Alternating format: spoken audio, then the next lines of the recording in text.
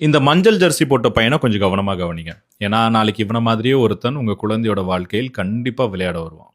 இவன் தெரியாம இத பண்ணல. வேணும்னே பண்றான். உதைக்கிறான், தள்ளுறான், இழுக்குறான். ஆனா ஒரு தடவ கூட கண்ட்ரோல் இழக்க மாட்டான். ஏன்னா, இவன் ஃபுட்பால் விளையாட வரல. உங்க குழந்தையோட ஃபீலிங்ஸோட விளையாடுறான்.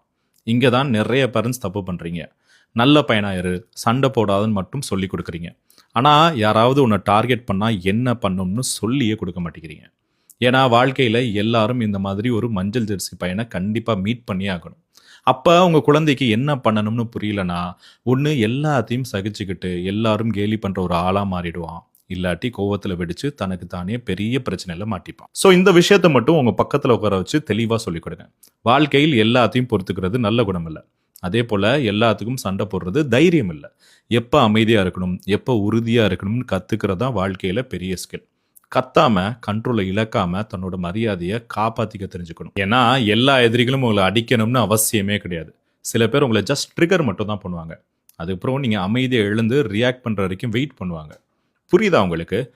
So don't react. Always respond. இந்த வீடியோ உங்க கூட கனெக்ட் ஆச்சுன்னா, ஸ்ட்ராங் கிட்ஸ்னு கமெண்ட் பண்ணுங்க. உங்க ஃப்ரெண்ட்ஸ் அண்ட் ஃபேமிலி கூட நெறைய ஷேர் பண்ணுங்க.